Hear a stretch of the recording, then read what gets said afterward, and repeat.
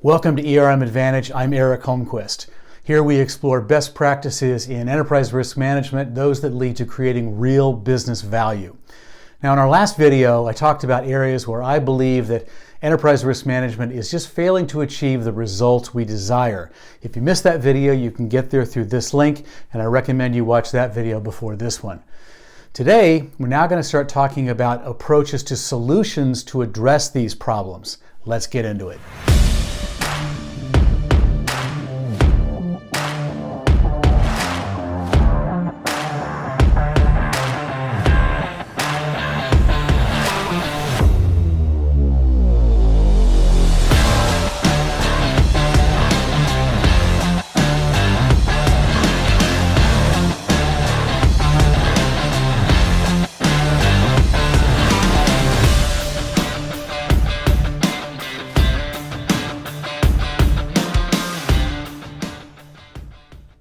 So to recap, in our first video, we talked about 9 areas which I have found to be problematic in how we typically approach and implement ERM programs.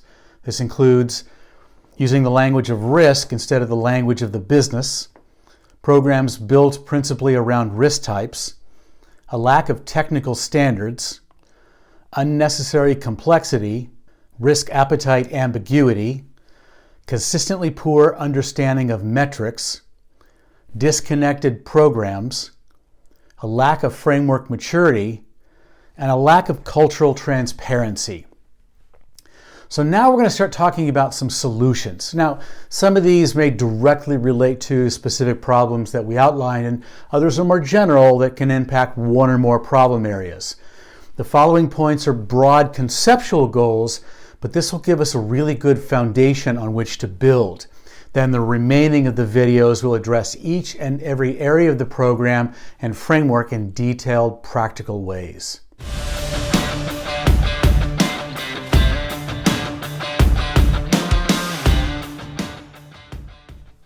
Okay, number 1, change the language.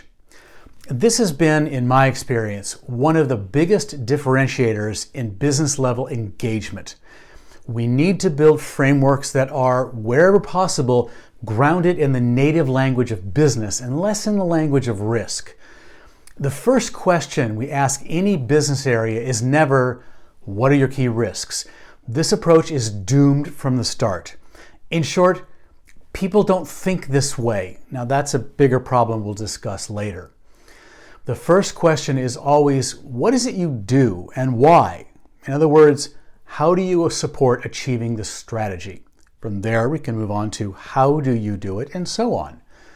Risk management is something to be built into business processes, not to the side of them. To do so may require changing some of our language until people become more versed in the language of risk. This theme will be revisited periodically throughout a number of these videos, where we'll look at specific ways that we could reframe certain components and questions to be more in the language of the business. Number 2, simplify.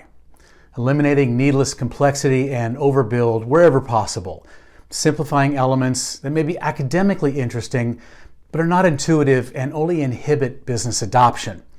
Remember, the most useful and commonly used tools that we all personally own, hammers, screwdrivers, paintbrushes, have no on switch or complex moving parts.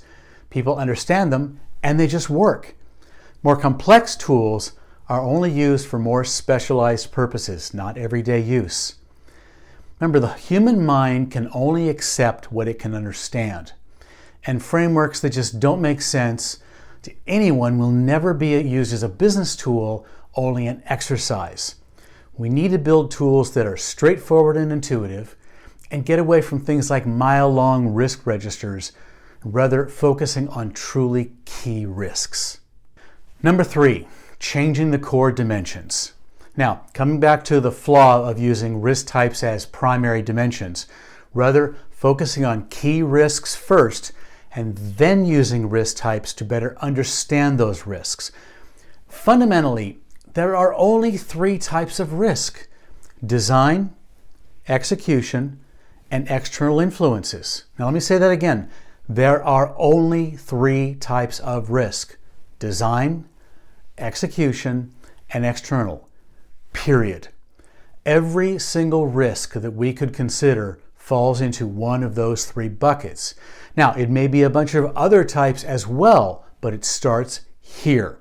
This has always been the case, and trying to build frameworks that start by dividing everything up into these discrete individual risk types has probably been the single biggest contributor to frustration and underperforming risk management programs. When evaluating an event that has happened, the first question we would always ask is, was it a design flaw to begin with? Was it executed incorrectly? Or was there some external influences? Why wouldn't I build my framework the exact same way? From there, we have the freedom to consider all other types of risk, but to better understand it and to appreciate the potential impact. Now, this may be suggesting a major shift in program design. I understand that. But in my experience, it makes programs that yield way better information and have much higher business unit engagement. Again, we'll be going into this in great detail in upcoming videos where we talk about practical approaches to each program element. Number 4, getting frameworks technically accurate. Now, this one could take some time in our industry and may ultimately require the establishment of some industry standards, which may or may not happen. But this could at least be greatly helped by more discussion around sound technical approaches to things like the mathematics behind risk scoring, metric weighting and aggregation, etc. I can't count the number of times I've seen calculation methodologies that were so absurd they didn't even pass a basic reasonableness test. There are imperfections in every formulaic approach, and it will never be exact. But as an industry, we really need to come together to at least get some basic technical standards. Number 5, frameworks grounded in assumptions.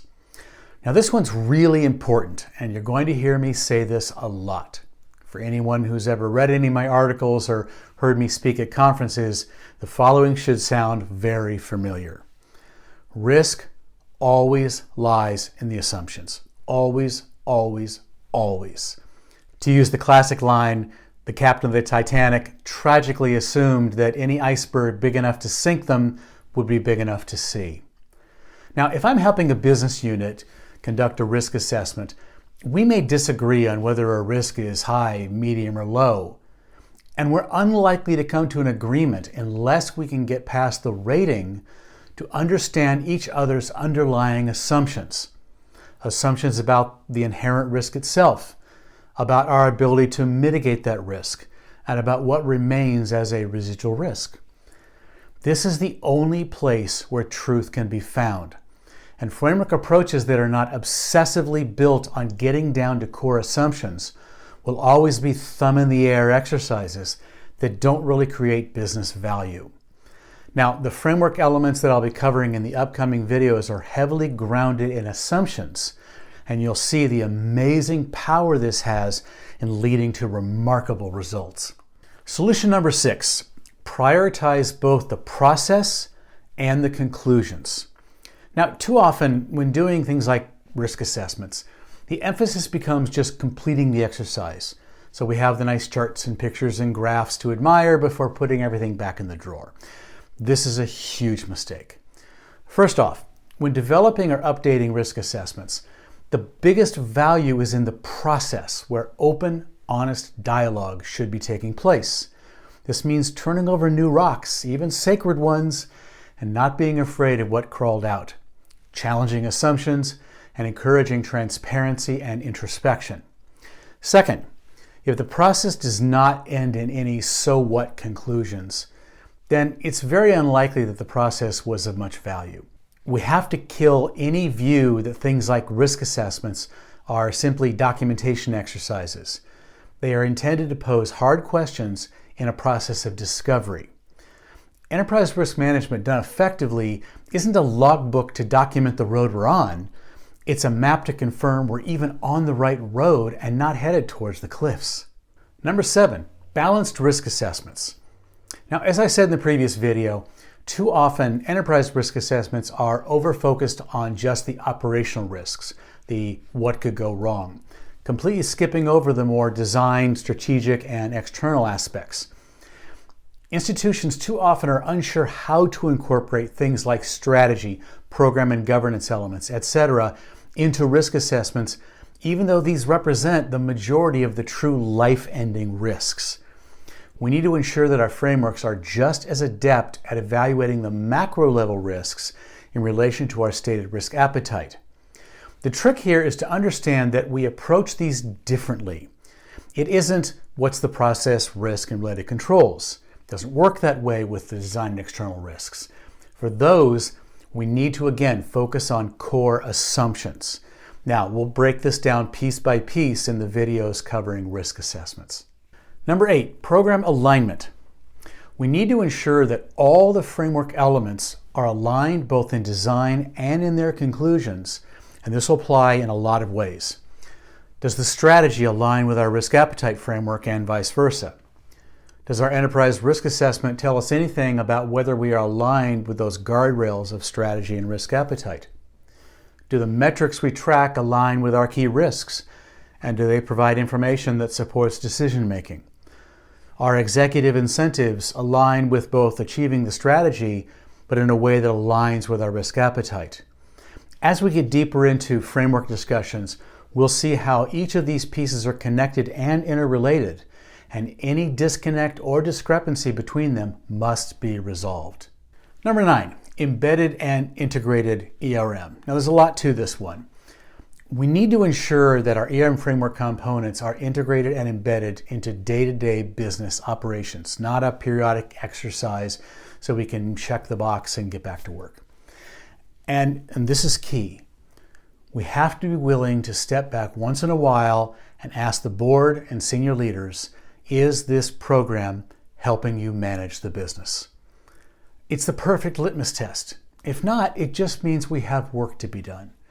Now, risk management programs are comprised of a variety of components.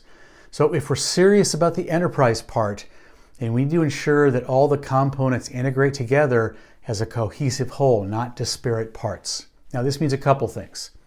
For instance, enterprise risk assessments incorporating considerations and conclusions from other assessments, such as compliance, IT, InfoSec, or analysis, stress tests, scenario analysis, audits, etc.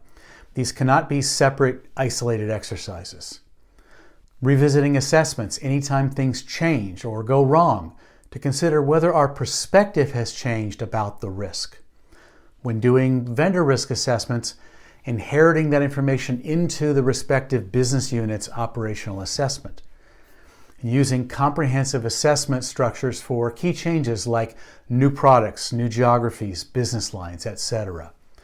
Mature risk management cannot and does not exist without this capability. And this should also be a core functional consideration for any GRC solution. And finally, number 10, back to our cultural aspect, promoting ownership. We need to build programs that are engineered to ensure ownership by the first line, both the process itself and the risks that are identified. This means tools that the business understands and can use routinely, not just when risk management rolls into town. Tools that help them look at things through a critical lens and discover things that they might not have seen. The second line is there to help architect a strong program and framework, and then to provide subject matter expertise as well as effective challenge. But ultimately, it is the first line that owns the risk. So our program needs to provide them with enough tools and structure to help them effectively identify, assess, and manage those risks in line with our defined risk appetite levels. Until we've established true first-line ownership, we don't have mature risk management. Now, this is a broad and ambitious list. I'm not going to lie. But don't worry, I don't promise what I can't deliver. Hopefully there were elements described here that you've wanted to see improved or strengthened in your own programs. Throughout the remainder of these videos, we're going to address each and every one of these points as we thoroughly explore a reimagined next-generation strong risk management program. In the next video, we're going to take a look at the ERM framework overall at a high level, considering several critical design elements that will affect everything else to come. Then in the remaining videos, we'll explore every aspect of the risk management program and tools using detailed, practical examples as we go along. But hopefully, from what you've heard so far, you're excited to learn about perhaps new and practical ways you might be able to strengthen your own program and create more business value. And once again, did I miss anything? Do you have other suggestions on ways that we could improve how we do risk management in our organizations? Put a comment down below, and don't forget to hit that like and subscribe button. It really does help out the channel.